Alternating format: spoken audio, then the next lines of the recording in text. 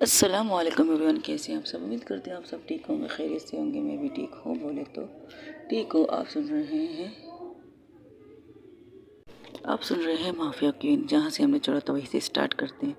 तब mafia queen Vanshika कहती है, अरे तुम्हारे पिस्तौल की गोलियाँ ख़त्म हो गई, लेकिन अभी तो बहुत सी चीज़ें बची है बर्बाद करने के लिए। बस इतनी सी बात, अब मैं तुम्हें दिखाती हूँ बर्बादी किसे कहते हैं। ये कहकर माफिया क्वीन एक बॉक्स को ओपन करती है। उस बॉक्स के अंदर से शराब की बोतल निकालती है। एक नहीं, दो तीन शराब की बोतल निकालती है और उन्हीं जैसी चीज़ों पर फेंकने लगती है। वहीं पर खड़े खड़े एक एक बोतल एक एक डब्बे पर फेंक रही थी नेता माफिया क्वीन।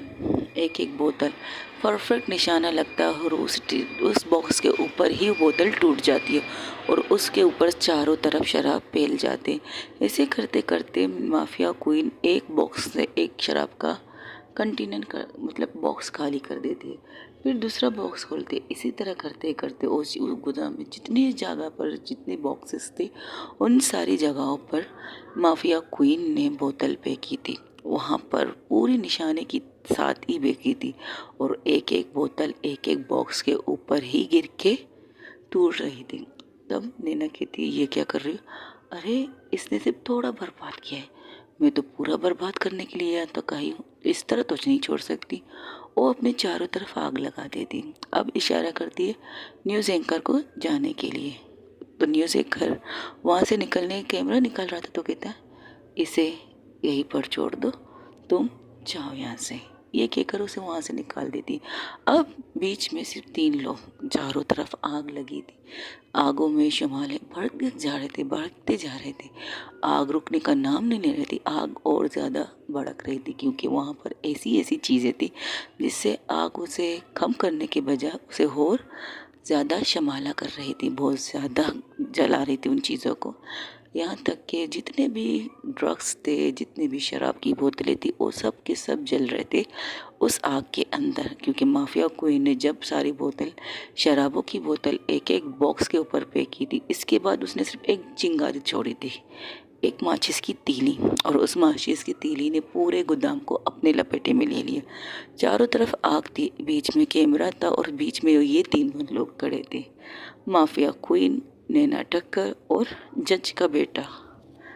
तो वो कहता है, शेटी कहता है, तुमने मेरी सारी मेहनत, इतने सालों की मेहनत को तुमने बर्बाद कर दिया, मैं तुम्हें छोड़ूंगा नहीं। ये कहकर वो माफिया क्वीन की तरफ बढ़ती है तो माफिया क्वीन एक कस के उसके चेहरे पर मारती है और उसके नाक से खून बहना स्टार्ट। तो माफिया क्वीन कहती है, बच्चे ये साल बर्बाद ये सब छोड़ो, तुमने तो कई बच्चों की ज़िंदगी बर्बाद की है, उसका हिसाब तुम्हारा बाप देगा। ओ वो भी तो नहीं दे सकता ना, ऊपर चला गया है वो। तुम्हें अगर हिसाब चाहिए तो तुम भी ऊपर जाके अपने बाप से लो। मैंने जैसे कहा था तेज़ाब के अंदर डाल के तुम्हें मारूंगी तो वही करूंगी मैं। तब नैना कहती है, ये क्या मतलब, तेज़ाब कहाँ है यहाँ पर, चारों तरफ देखो, आग भी तो तेज़ाब का काम करता है। अगर हम इसे यहाँ पर एक किक मारे एक ऐसी जगह पर जहाँ पर ये ज़मीन पर चट हो जाए और चारों तरफ आग इसे अपने लपेटे में ले ले, इसकी चीख कहाँ कहाँ तक जा सकती है, ज़रा सोचिए नैना, ज़रा सोचिए। और नैना का नाम आराम से लेती है क्योंकि कैमरा अब भी वहाँ पर था। तो उसे कहती, तुम्हारा दिमाग ख़राब है, अगर ये हमें ज़िंदा मिला तो हम बहुत सी चीज़ें इससे पता लगा सकते। कुछ भी पता नहीं लगा सकती आप नैना टक्कर, कुछ भी नहीं। आप IPS ऑफिसर, कुछ भी नहीं पता लगा सकती आप, इनके मुंह से एक लफ्ज़ भी नहीं निकालेंगी। ये बात तो मैं लिख के तुम्हें देती हूँ, इसका मरना तो तहर है, ये यही इसी आग के बीचों बीच मरेगा, ये तो पक्की बात है। अगर यकीन ना है तो रोक के दिखाओ मुझे। ये कहकर वो उसकी तरफ बढ़ती। और इंसान भी इतना हल्का फुल्का तो खैर नहीं था, शेठी बिल्कुल हल्का फुल्का नहीं था। वो भी अपने जान बचाने के लिए अपने माफिया क्वीन के साथ लड़ना स्टार्ट कर देती है। लड़ाई अच्छी खासी चलती है उनकी, कभी वो उसे मारता है, कभी ये उसे मारती, कभी माफिया क्वीन का मुक्का शेटी को लगता है और कभी शेटी का लात माफिया क्वीन को लगता है। इस तरह इनकी लड़ाई चल रही थी और नैना टक्कर एक साइड पे खड़े इन दोनों की लड़ाइयाँ देख रही थी। वो चाहती थी कि शेटी को वो सही सलामत पुलिस के हवाले कर सके, लेकिन माफिया माफिया क्वीन के ऊपर एक जुनून था उसे मारने का, उसे हर कीमत पर उसे मारना था, चाहे इसके लिए वो कुछ भी कर सकती, अपनी जान को भी दांव पे लगा सकती। तब नैना क्या करती है, उसके पास कुछ नहीं था कि उसे किस तरह से माफिया क्वीन को रोके, तो वो क्या करती है, बंदूक निकालती है और उसके साइड पे इशारा करके, निशाना करके कहती है, रुक जाओ, अगर तुम नहीं रुकी तो मेरी गोली तुम्हारी खोपड़ी उड़ा देगी माफिया क्वीन। शौक से उड़ाओ, शौक से, मुझे कोई एतराज़ नहीं, लेकिन आज इसका मरना तो तेरे यहाँ पर मिस नैना टक्कर। ये कहकर वो अपनी फाइट जारी रखती। तब मजबूरन नैना को गोली चलानी पड़ती है, लेकिन गोली चलाने से पहले ही उसकी बंदूक की गोली गन नीचे गिर जाती है, क्योंकि वहाँ से किसी और ने भी उसकी बंदूक पर निशाना रखा था। उसके हाथ पर कुछ भी नहीं होता, सिर्फ उसके हाथ से बंदूक नीचे गिर जाती है। तो ऊपर देखती तो वहाँ पर एक इंसान बैठा था, कह रहा था, यानी कि इशारा कर रहा था, ये काम मत करो, वो जो कर रहे हो उसे करने दो, बस इतना। और उसे कहती अब तुम यहाँ से बाहर चली जाओ। तो कहती मैं नहीं जाऊँगी, जब तक मुझे ये सही सलामत नहीं मिलता मैं यहाँ से बाहर नहीं जाऊँगी।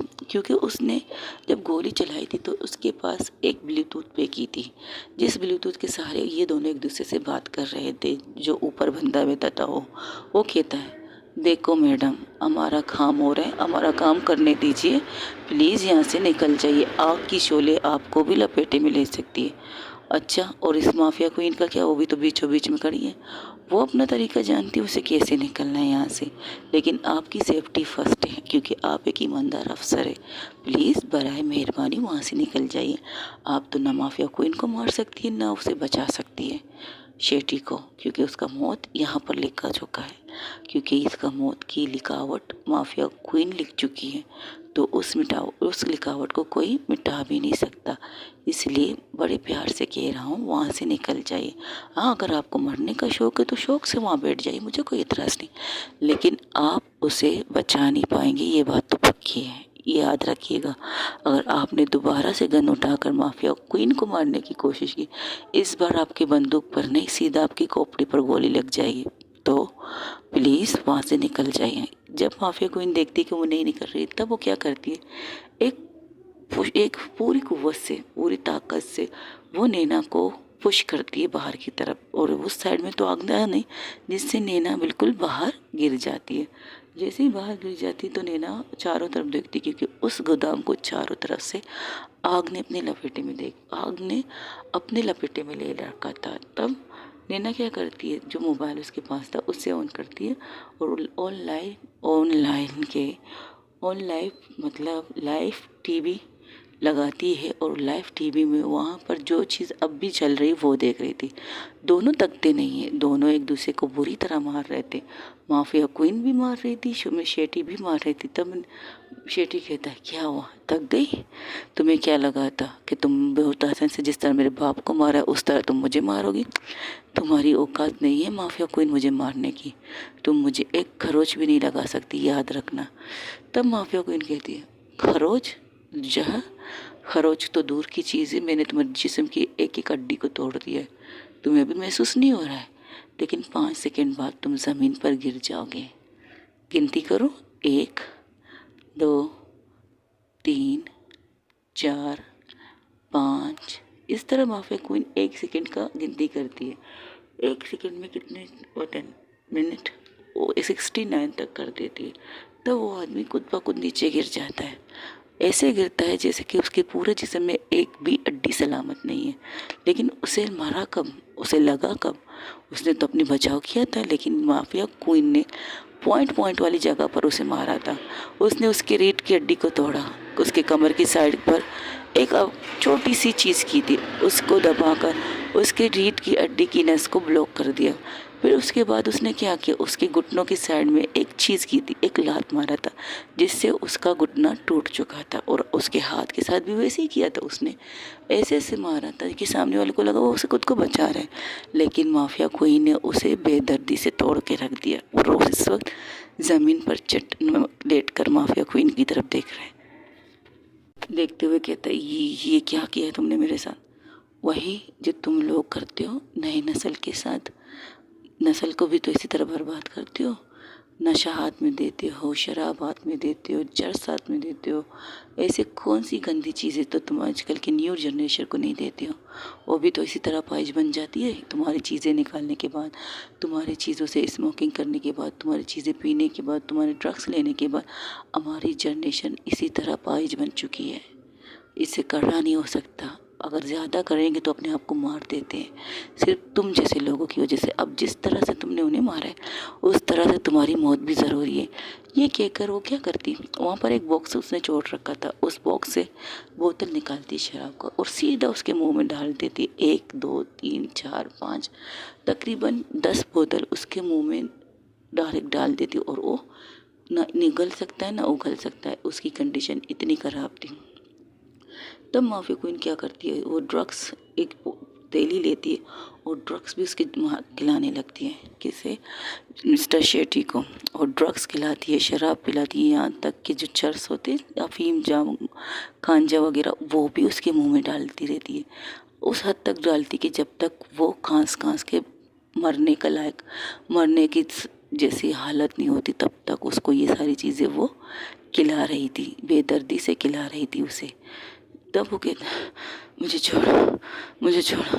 मैं मानता हूँ मैंने सब कुछ किया, मैं मानता हूँ मैंने अपने डैड के साथ मिलकर ये सारी गलत काम किए, अनलीगल कामें किए, मैं अपना सज़ा भुगतने नहीं दे रहा। तब माफिया क्वीन कहते हैं, बिल्कुल नहीं, किस खदे ने कहा कि तुम्हें जेल के लिए मैं भेजूंगी, बिल्कुल नहीं। माफिया क्वीन के पास सिर्फ एक ही सज़ा होती है, वही सज़ा है मौत। और तुम्हारी मौत तो मैंने इस आग से लिखी है। अब तुम जलोगे और तुम्हारे साथ साथ तुम्हारी ये दुनिया, जिसको तुम दुनिया कहते हो ना, आज ये दुनिया तुम्हारी राख हो जाएगी। किसकी वजह से, माफिया क्वीन की वजह से। याद रखना कि तुम जिंदगी भर मौत के लिए तड़प रहे हो। मरोगे तो ज़रूर लेकिन इतनी जल्दी नहीं मरोगे। जलोगे ज़रूर लेकिन तुम्हें मौत नहीं आएगी। तुम्हारी पूरी बॉडी को जल के राख होना पड़ेगा यहाँ पे, लेकिन मैं तुम्हें ज़िंदा रखूँगी। पता है क्यों? क्योंकि तुम जैसे लोगों को अबरनाक दर्दनाक मौत मिलनी चाहिए।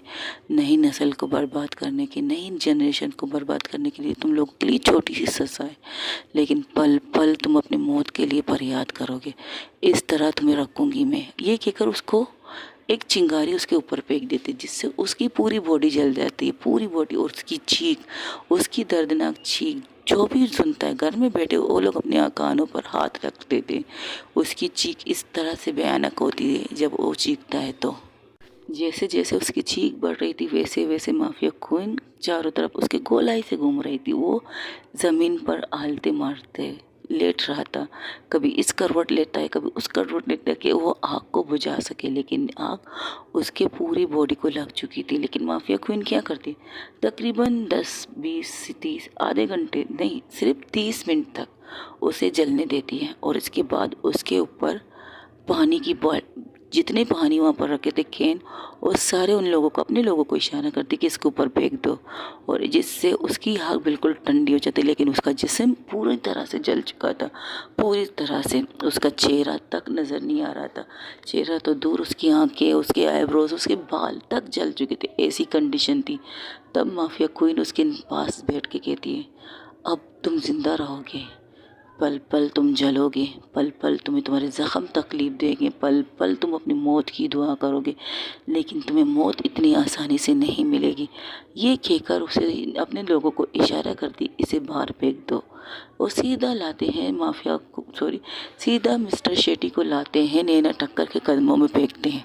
नैना टक्कर उसकी कंडीशन देखकर अपने चेहरे को घुमा देती है, क्योंकि उसकी कंडीशन देखने के भी लायक नहीं थी, क्योंकि उसके जिस्म में एक कपड़ा भी सलामत नहीं। जो इंसान 3 पीस के साथ वहाँ बैठकर केके लगा रहा था, हंस रहा था इन लोगों के ऊपर, अब वो ज़मीन पर अपने दर्द की चीखें सुना रहा था नैना टक्कर को। उसकी कंडीशन देखकर नैना टक्कर कहती है, ये क्या?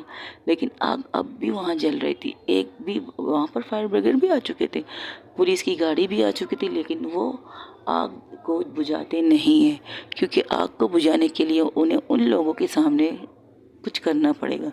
माफिया क्वीन की टीम चारों तरफ खड़ी थी, चारों तरफ पूरी गोलाई के साथ उसने उस एरिया को घेरे में रखा है। अगर आग बुझाया गया भी तो वो रोक देते हैं, वो कहते हैं बिल्कुल नहीं, पूरी तरह से इस जगह को जलना चाहिए, ये कहते और सामने ही खड़े रहते। जब तक वो आग पूरी तरह से इन जगह को बर्बाद नहीं करती तब तक माफिया क्वीन वहीं पर खड़े होकर उस जगह को जलते हुए देखती। जैसे उसे देखा कि अब एक भी चीज़ यहाँ पर नहीं बचता है तो वो क्या करती है, वहाँ से निकल जाती है। तब नैना टक्कर उसके पीछे आके कहती है, कहाँ जा रही हो? वहीं जहाँ से मैं आई थी, तुम्हें ले चलो मैं तुम्हें लेके चलती हूँ। हाँ ले चलो तुझे तारों के शहर में, धरती पे ये दुनिया हमें प्यार न करने देगी। नैना के सामने माफिया क्वीन ये गाना गाती है। क्या बकवास है। अरे अभी तो तुमने कहा तुम मेरे साथ चलना चाहती हो, तो मैं तो कह रही हूँ आले चले तुम्हें तारों के शहर में, धरती पे ये दुनिया हमें प्यार न करने देगी। लोग हमसे जलते हैं इस बात से, कितने खूब लगते हैं हम दोनों साथ में। इस तरह का सॉन्ग है, मुझे यही आता है बस, इससे ज़्यादा नहीं आता। माफिया क्वीन कहती है और मैं तुम्हारे साथ तारों के शहर में क्यों चलूँगी? अरे अभी तो तुम खुद कह रही हो मैं तुम्हारे साथ चलना चाहती हूँ। अभी तो तुमने कहा कि तुम मेरे साथ चलना चाहती हो, तो मैं तुम्हें ऑफ़र कर रही हूँ कि चलो ले चले तुझे तारों के शहर में, धरती पे दुनिया में प्यार न करने देगी। Just shut up. मुझे लिफ्ट चाहिए तुम्हारी गाड़ी से, मेरी गाड़ी की चाबी दो, ये कह रही थी तुम्हें। ओह गाड़ी की चाबी, अच्छा तो तुम अपनी उस गर्लफ्रेंड से मिलने जाओगी। अब माफिया क्वीन बिल्कुल चेंज हो चुकी थी। जो माफिया क्वीन अंदर एक खतरनाक इंसान के रूप में खड़ी थी, अब वो माफिया क्वीन बिल्कुल रिलैक्स होके नैना टक्कर से बात कर रही थी। जो थोड़ी देर पहले माफिया क्वीन ने जिस तरह से इस जगह की बर्बादी की, जिस तरह से उसने शेटी की कंडीशन की, उसकी कंडीशन ना जिंदों में थी ना मुर्दों में थी, लेकिन वो जल जल के कोयला तो ज़रूर हो चुका था। वही माफिया क्वीन अब नैना टक्कर से बड़ी पोलाइटली बात कर रही थी, बड़े प्यार से बात कर रही थी, यहाँ तक कि यहाँ तक कि उसके लिए गाना भी गाती हैं। तब नैना उसकी तरफ देख के कहती, तुम्हारे ऊपर तुम साइको हो क्या? साइको काहे को? क्यों, तुम्हें क्यों लगता है कि मैं साइको? अभी थोड़ी देर पहले तुम सबसे बड़े राक्षस के रूप में थे और अभी जब तुम मेरे सामने हो तुम कुछ और हो।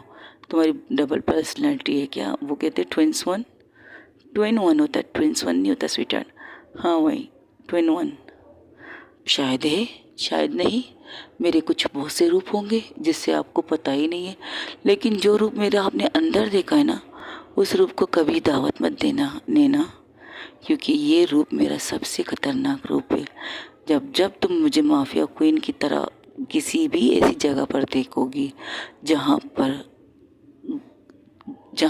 पर किसी को बेगुनाह को तकलीफ़ दे रहे हो, किसी बेगुनाह को सज़ा दे रहे हो, वहाँ पर तुम मेरा ये राक्षस वाला रूप देखोगी। I promise. जैसे कि मैंने कहा था तेज़ाब में उसे जलाऊंगी, तेज़ाब में जला दिया, आग के अंदर से जलाया, और इसकी चीख सारी दुनिया ने घर बैठ के सुनी है। और इसकी चीख सुनने के बाद लोग क्या कहेंगे, इसके साथ यही होना चाहिए। जाओ जितने भी लोगों ने ये टीवी में ये सारी चीज़ें देखी ना, उनसे सिर्फ एक सवाल करो, क्या माफिया क्वीन ने ये सही किया या गलत? अगर किसी में एक भी इंसान ने कह दिया, किसी गरीब इंसान ने जिसके साथ गलत हुआ है उसने कह दिया कि नहीं माफिया क्वीन ने गलत किया, एक कानून है, लेकिन कानून के सताए हुए लोग क्या कहेंगे, नहीं माफिया क्वीन ने बिल्कुल सही किया, इसके साथ यही होना चाहिए। और शेटी को लोग एम्बुलेंस में डाल के लेके जा रहे, लेकिन शेटी की चीख अब भी नहीं रुक रही थी, उससे बहुत ज़्यादा जल रहा था, उसे ऐसी ऐसी तकलीफ़ हो रही थी जिससे वो कह रहा था प्लीज़ मुझे मार दो, मुझसे बर्दाश्त नहीं हो रहा है ये जलन, मुझसे बर्दाश्त नहीं हो रही ये तकलीफ़। उसकी चीख सुनते हैं दोनों तो कहती है देखा ये चीख रहा है। वो माँ भी चीखी थी जब उन्होंने अपने बेटे को किस किस कंडीशन में देखा था, शराब की लत में, नशे की लत में, या नशे की हालत में कोई गलत काम करते हुए। उनकी माँओं की भी चीख तो निकली थी ना, उनकी माँओं ने भी फरियाद की थी। आज इसके साथ वही हुआ जो उसने किया था। जैसा करोगे वैसा भरोगे, जो बोओगे वो काटोगे, ये मेरा मानना है। गलत को गलत ही काटेगा और मैं गलत को काटने वाली वो तलवार हूँ। और रहूँगी। मेरे सामने जो जो भी गंदा हरकत करेगा, जो जो भी गलत हरकत करेगा, जो जो किसी बेगुनाह किसी मासूम के लिए मौत या ज़िंदगी का मसला बनेगा, तो उनके सामने मैं माफिया क्वीन वंशिका ज़रूर खड़ी रहेगी। और वादा करती हूँ तुमसे नैना टक्कर, हर दफ़ा तुम मुझे अपने सामने पाओगे। और एक और बात कहती हूँ जाते हुए, जब जब तुम्हें लगे तुम कमज़ोर हो रही हो ना, तो मुझे आवाज़ दे देना, मैं आ जाऊँगा तुम्हारे पास। और ये दिन कभी नहीं आएगा कि मैं तुम्हें आवाज़ दूँ, बिल्कुल चाहूँगी ये दिन ना आए, बिल्कुल नहीं आए, लेकिन कभी ना कभी तो ऐसा मौका मिलेगा ना हमें कि आप हमें याद करें और हम आपके सामने आ जाएं। इंतज़ार करेंगे हम इस दिन का। और हाँ, आपकी गर्लफ्रेंड, ओह सॉरी सॉरी, वो तो आपकी गर्लफ्रेंड नहीं है, आपकी फर्स्ट नाइट वाली गर्ल इस वक्त इस जगह पर इस क्लब में बारटेंडर का काम कर रही है। जहाँ इन्हें है तो जाइए, रुक लीजिए, संभाल लीजिए, बचा लीजिए। अगर उसके साथ कुछ भी गलत होगा उसके ज़िम्मेदार आप होंगे। ये कहकर वो वहाँ से निकल जाती माफिया क्वीन अपने बाइक पर। जो उनके लोग उसके बाइक कर लेकर खड़े थे वहाँ पे, उस बाइक पर बैठ के और वहाँ से डुम डुम डुम करके वहाँ से निकल जाती है। माफिया क्वीन के जाने के बाद भी अभी तक नैना ने अपना मास्क नहीं उतारा था, क्योंकि नैना मास्क पहनकर ही माफिया क्वीन से बात कर रही थी। माफिया क्वीन से बात करते करते जैसे पलटती तो देखती चारों तरफ न्यूज़ एंकर खड़े थे, तो वो अपने आईजी के सामने ना जाकर वो वहीं से पलट के निकल जाती है अपनी जीप पे बैठ के। आईजी सिर्फ उसे देखते रह जाते और कुछ कहते नहीं, क्योंकि उन्हें भी पता अगर और रुके तो बहुत से सवालों का जवाब उन्हें देना पड़ेगा।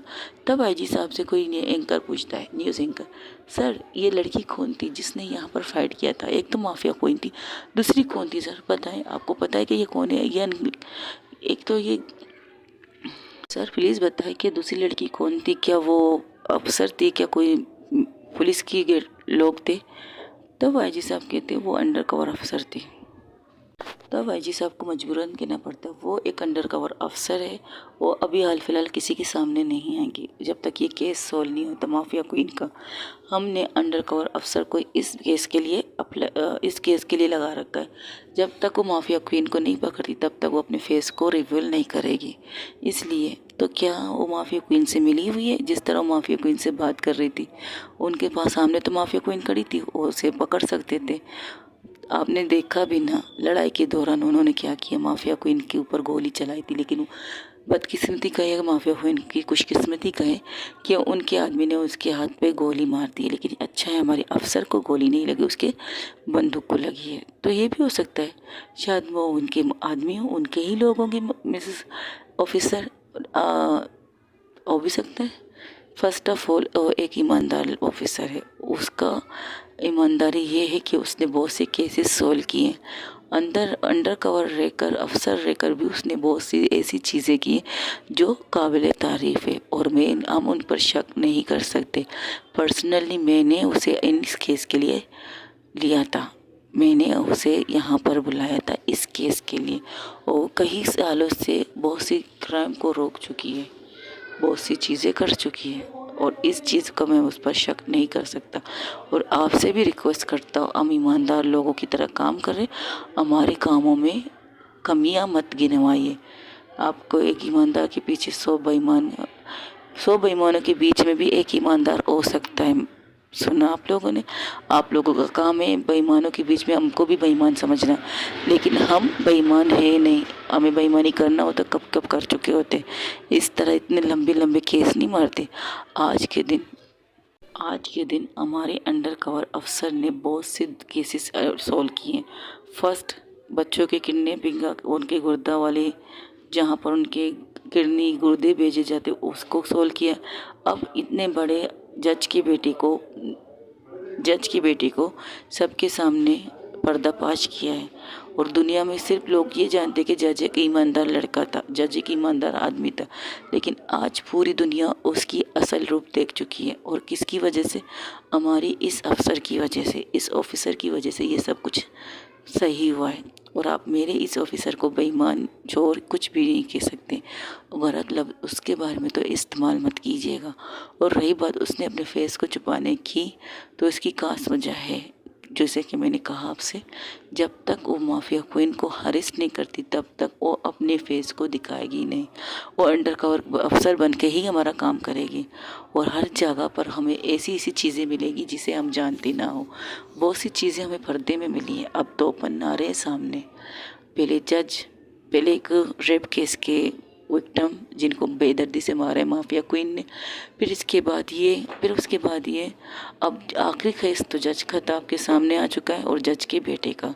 और यहाँ पर जो भी चीज़ें जल रही है ना, वो कोई ईमानदारी वाली चीज़ें नहीं थी, वो कोई अच्छी चीज़ें नहीं थी जिसके लिए आप लोग हमसे सवाल पूछ रहे हैं। यहाँ पर बंदूक, ड्रग्स सब कुछ मिला था हमें, सब कुछ, और आप लोगों ने ये चीज़ लाइव देखी थी और उस जज की बेटी को भी देखा था जो कह रहा था कि वो जज का बेटा है, सबसे बड़ा बेटा। अब यहाँ पर हम गलत नहीं है, गलत आप लोग है कि आप लोग हम पर सवाल उठा रहे, आप लोग हम पे उंगली भी उठा रहे हैं। ये कहकर जज साहब, ये कहकर आईजी वहाँ से चला जाता है। वहीं दूसरी तरफ जहाँ पर नैना टक्कर गाड़ी चलाते हुए उस मार्क्स को अपने सीट के सामने रख दिए और वहाँ से निकलने लगती है, तब वहाँ जाकर आगे जाती है। जैसे ही सीधे रास्ता लेती तो देखती है वहाँ पर माफिया क्वीन अपने बाइक के साथ रोड के बीचों बीच खड़ी नहीं थी, बैठी थी, बाइक बीच में खड़ी थी, वो बाइक के ऊपर लेटी थी, बहुत एटीट्यूड के साथ लेटी थी और आंखों पर ग्लासेस लगा के लेटी थी। तब उसकी गाड़ी को उड़ाने का सोचती है कौन? नैना टक्कर। आर्या पार, आज तो मैं तुम्हें ज़िंदा नहीं छोड़ूंगी।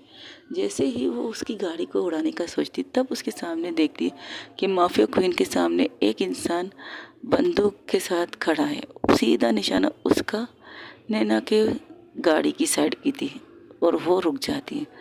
तब माफिया क्वीन जैसी उसकी गाड़ी उसके बिल्कुल करीब, बिल्कुल थोड़ी सा फासला बचता है कि वो उस गाड़ी को टच करे, बस थोड़ा सा, तो माफिया क्वीन आंखें खोल के कहती कोशिश अच्छी थी मुझे मारने की। ये कहकर वो अपनी गाड़ी से उतरती है, पहले बैठती है, जैसे कि वो लेटी थी उस बाइक पे, पहले बैठती है, फिर उतर के उसके पास आके उसके जीप में फिर से बैठती है और बैठने से पहले देखती कि सीट पे वो जोकर का मार्क्स पड़ा था, तो उसे उतारती है, कहती है इसे क्या अपने साथ लेके घूमना है तुम्हें? अच्छी बात है, अच्छी बात है। वैसे कोशिश अच्छी थी मुझे उड़ाने की, ज़बरदस्त कोशिश थी, मुझे पता था कि तुम मुझे उड़ाओगी, लेकिन मुझे ये भी पता था कि तुम्हें अपनी जान की परवाह बहुत है, क्योंकि तुम्हें पता है कि अगर तुम्हें कुछ हुआ तो माफिया क्वीन को कौन पकड़ेगा? माफिया क्वीन किसके हाथों कैसे आ सकती है? बिल्कुल भी नहीं आ सकती। तो तुमने ये गाड़ी इसलिए नहीं रोकी कि तुम्हें मुझे मारने में इंटरेस्ट नहीं था, तुम मुझे मार सकती थी, ये मैं भी जानती हूँ। तुम अपने मौत की परवाह भी नहीं करती तब भी तुम मुझे मार देती, ये भी मैं जानती हूँ। लेकिन तुमने अपने डैड के बारे में सोचा क्या? बाप चीज़ ही ऐसी है, तुम अपने डैड के साथ बनती नहीं तुम्हारी। लेकिन तुम्हारे डैड भी तो अच्छे इंसान है, वो अच्छे वकील हैं। बेचारे वकील साहब, कैसे बच्ची पैदा की उन्होंने। जस्ट शट अप, मेरा रास्ता रोकने का मतलब? हाय, एक और केस है ना, उसे सॉल्व करने तुम्हारे साथ जाना है, चलोगी मेरे साथ? तुम्हारा दिमाग ख़राब है, कितने केसेस सोल्व करोगी एक दिन में तुम? हाय हाय हाय, एक पुलिस वाले के मुंह से ये सुनना मेरा दिमाग ख़राब है, और कितने केसेस सोल्व करूँगी मैं? मजाक कर रही थी, आज के लिए इतना ही काफ़ी है। हाँ, तुमसे कुछ बात करनी थी इसलिए तुम्हारा रास्ता रोका। क्या बात करनी है बताओ? अरे मुझे पूछना था कि तुम इतना रोमांस कैसे कर सकती हो उसकी लड़की के साथ, जिसे तुम जानती नहीं हो, पहचानती नहीं हो, चलिए उसके ऊपर चढ़ गई थी तुम उसके ऊपर। तुम्हारा दिमाग ख़राब है। इस वक्त तुम मेरा रास्ता रोक के ये बकवास करने बैठे हो कि मैंने क्या किया उसके साथ? सीरियसली? वंशिका राजपूत? हाय, तुम्हारे मुंह से वंशिका राजपूत सुनकर कितना सुकून मिल रहा है मेरे दिल को, दिल के साथ साथ कानों को भी। क्या बताऊँ आपसे, हाय हाय, तुमसे मिलके न जाने क्यों और भी कुछ याद आता है, याद आता है, तुमसे मिलके न जाने क्यों। अपनी बेसुरी आवाज़ बंद रखो। सच में मेरी आवाज़ बेसुरी है? 100% बेसुरी है। उप्स, सॉरी। फिर अच्छा, एक सवाल पूछना था तुमसे। The get lost my car, मुझे जाना है और जल्द से जल्द जाना है, ओके ओके, मैं भी तो चलना चाहती हूँ तुम्हारी उस गर्लफ्रेंड को देखने के लिए। इतने सीरियस क्यों होती हो तुम नैना? कभी तो मजाक कर लिया करो, कभी तो हंस लिया करो।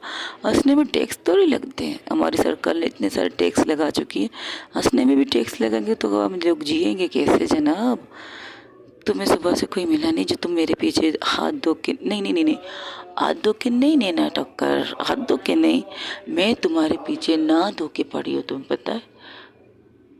मैं वॉशरूम गई थी, लक्स कह सकते हो, बॉडी लोशन कह सकते हो, बहुत सी चीज़ों के साथ में नहाई थी, तुम्हें पता है। फिर नहा के कपड़े पहन के फिर मैं तुम्हारे पीछे आई थी, हाथ धो के नहीं, नहा धो के आई थी तुम्हारे पीछे। सीरियसली कहती हूँ। तुम बाकी साइको, ये लो लो, मुझे साइको मत कहना, मैं तो माफिया क्वीन हूँ और मेरा नाम वंशिका राजपूत है। सिर्फ इतना कहना है। आज के लिए तुम्हें छोड़ रही हूँ, कल फिर से केस के साथ तुम्हारे से मुलाकात करूँगी, बाय। और हाँ, आइंदा से ना, जब मुझे उड़ाने का सोचो, रुकना मत, सीधा उड़ा देना। तुम्हारे पास मौके कम आएंगे मुझे मारने के, लेकिन मेरे पास मौके बहुत से होंगे तुम्हें बचाने के। तो तुम्हें बचाऊंगी भी मैं, और तुम मुझे मारने के लिए कोशिश करती रहना, ठीक है? और तुम मुझे बचाना क्यों चाहती हो? पता कहा तो था ना, यू आर माई गर्लफ्रेंड, तुम मेरी गर्लफ्रेंड हो। और एक बंदा अपनी गर्लफ्रेंड को क्यों बचाता है? जाहिर सी बात है। गेट लॉस्ट, आई से get lost. Okay sweet heart. ये कहकर माफिया क्वीन उसकी जेब से उतरती और उस जोकर के मार्क्स को लेके उतरती। वो कहती ये दो मुझे। अरे इसकी ज़रूरत नहीं, तुम्हें इस चीज़ की ज़रूरत है। उसे ये मार्क्स देती है, क्वीन का मार्क्स। जोकर नहीं हो तुम क्वीन हो, माफिया क्वीन की क्वीन। और तुम्हें माफिया क्वीन ने ये क्वीन दिया है, संभाल के रखना। आइंदा जब भी अपना चेहरा छुपाओ ना, इससे छुपाना, इस जोकर से नहीं, क्योंकि तुम एक बहुत ही काबिल अफसर, और काबिल अफसर जोकर नहीं होते। ये कहकर वो वहाँ से चली जाती है। तब वो सोचती है क्या इंसान है, क्या अजीब है। तो फिर से वो अपनी गाड़ी स्टार्ट करती है, वहीं से निकल जाती है। वहीं पर माफिया क्वीन खड़ी रहकर उसे सिर्फ जाते हुए देखती। तब उसके पास आती एक लड़की, माला। माला कहती है क्या था, क्या था, क्या था? तुमने अपनी क्वीन का मार्क्स उसे क्यों दिया है? अगर उससे कुछ पता चल गया तुम्हारे बारे में तो क्या, उसमें क्या है? एक मार्क्स ही तो है क्वीन का, और उससे कुछ पता भी नहीं चलेगा। Don't worry. क्या वो अपने पास इसको रखेगी? क्या वो अपने पास इस मार्क्स को रखेगी? रखना चाहिए, क्योंकि वो अपने फेस को छुपाने वालों में से बन चुकी है। तो तुम उसके फेस को ओपन क्यों नहीं करते हैं सबके सामने, यहाँ तक कि उसके डेट के सामने? वक्त आने पर करूँगी, फ़िलहाल नहीं। अच्छा ये बताओ, इसकी गर्लफ्रेंड कैसी है? ठीक है, बाहर में है। तो चलो हम भी चलते हैं बाहर में, देखना चाहते हैं इनकी रोमांस को। शर्म आनी चाहिए किसी के पर्सनल लाइफ में इंटरफेयर करते हुए। हाँ, शर्म आनी चाहिए मुझे किसी के पर्सनल लाइफ में इंटरफेयर करते हुए। तुम शायद बोल रहे हो कि तुम किससे ये बात कर रही हो माला, क्योंकि मैं माफिया क्वीन हूँ और मैं कुछ भी कर सकती हूँ। किसी की पर्सनल लाइफ में घुस सकती हूँ, किसी प्राइवेट लाइफ में जाग भी कर सकती हूँ। और तुमसे कहती हूँ जाओ अपने बॉयफ्रेंड के साथ डेट करो। ये कहकर वो अपनी बाइक लेकर वहाँ से निकल जाती। तब माला कहती है ये इस लड़की के पीछे पागल हो रही है, पता नहीं क्या क्या बर्बाद कर देगी इस लड़की के पीछे। ये कहकर वो भी अपनी बाइक लेकर वहाँ से निकल जाती है। तब उसे कॉल आती है उसके बॉयफ्रेंड की। क्या हुआ, इतना गुस्सा क्यों करी है? तुम्हें पता है आज क्या हुआ? सारा लाइव में देख लिया है भाई, टीवी में लाइव सब चल रहा था, वो देख लिया था। माफिया क्वीन क्या बात है, वंशिका ने क्या क्या मारा, क्या क्या चौके चक्के मारे भाई। चौके चक्कों के साथ उसने नैना टक्कर को बचाया है, तुम्हें पता है। वो आजकल नैना टक्कर के पीछे पागल हो रही है, रोको उसे। वो माफिया क्वीन है, वो माफिया क्वीन रुकती नहीं, चलती रहती है। तो डोंट वरी, शायद किसी और वजह से माफिया क्वीन नैना टक्कर के पीछे पड़ी है, वरना उसमें इंटरेस्ट नहीं है लड़कियों में। शायद लड़कियों में इंटरेस्ट वाकई नहीं है, या फिर कुछ भी कह सकती हूँ। मैं अभी कुछ नहीं कह सकता, जो हरकतें वो कर रही है ना आजकल, इससे तो मैं भी कंफ्यूज हूँ कि माफिया क्वीन चाहती क्या है। ये कहकर वो फ़ोन बंद कर देती है। तब वो भी वहाँ से निकल जाती। तब नैना क्या करती है, नैना गाड़ी का स्पीड बढ़ाती, उस जगह पहुँचती है जहाँ पर माफिया क्वीन ने उसे एड्रेस दिया था। और जैसे ही देखती है उस जगह, अभी तकरीबन रात के 9 बज चुके थे, क्योंकि सुबह से वो घूम रही थी। उसने कुछ खाया पिया कुछ भी नहीं है, सुबह से नाश्ता किए बिना ही वो निकली थी मिस बेंजी को ढूंढने के लिए, और बेंजी तो ना मिली, उसे केस पे केस मिलते चले गए और वो केस को सोल्व करती चली गई। तो फाइनली वो अंदर जाती है, उस बार के अंदर जहाँ पर लोग डांस कर रहे थे, स्मोकिंग कर रहे थे, ड्रिंक कर रहे थे, सब लोग नशे में चूर होकर नाच रहे थे, सब लोग, क्योंकि वो एक बहुत बड़े बिजनेसमैन की पार्टी थी, या ये कह सकते हैं बिजनेसमैन के बेटे की पार्टी थी। तो उसे एंट्री नहीं मिलती, बहुत मुश्किल से उसे एंट्री बिल्कुल नहीं मिलती। तब वहाँ पर माफिया क्वीन आके खड़ी हो जाती उसके पास, उसके चेहरे पर एक मार्क्स था, क्योंकि वो मार्क्स पार्टी चल रही थी। तब माफिया क्वीन कहती, हाय, कैसी हो तुम? यहाँ पर भी ऑफ कोर्स, तुम जहाँ जहाँ मैं वहाँ वहाँ, ये लो, इस पास के ज़रिए तुम अंदर जा सकती हो, और तुम्हारे पास ये पास क्या कर रहे हैं? मैं बिना पास के भी हर जगह जा सकती हूँ स्वीट हार्ट, तुम जाओ अपनी गर्लफ्रेंड के पास बैठो, बेचारी सुबह से उसने कुछ कहा नहीं। वैसे तुमने भी तो कुछ नहीं कहा सुबह से, तुम भी तो भागा दौड़ी कर रही हो उसके चक्कर में, कभी यहाँ कभी वहाँ, वो तो ना मिली, तुम्हें अच्छे अच्छे केस ज़रूर मिल गए, और तुम्हारा नाम टीवी पे भी आ रहा है। माफिया क्वीन के साथ मिलकर तुमने बहुत से 2 गिरोह को रंगे हाथ पकड़ा, हाँ, लेकिन उसमें ज़िंदा कोई नहीं बचा। इसकी वजह से अफसोस वाली खबर तो यही है। वो कुछ नहीं कहती, वो अंदर चली जाती है। वो अंदर जाती, जैसे ही अंदर जाती है, वो पीछे पलट के देखती कि माफिया क्वीन उसे कहीं नज़र नहीं आती। तो कहती है, इससे तो मैं बाद में निपटूंगी, पहले उसे तो ढूंढूं जिसकी वजह से सुबह से ख्वार जली रही हूँ मैं। तब वो सामने देखती है कि वो एक लड़के से हंस हंस के बात ही कर रही थी, वो लड़का उससे भी हंस के बात कर रहा था, उसका हाथ उसके कंधे पर था। तो उसके हंस के बात, उसका दिमाग ख़राब होता है बहुत ज़्यादा। वो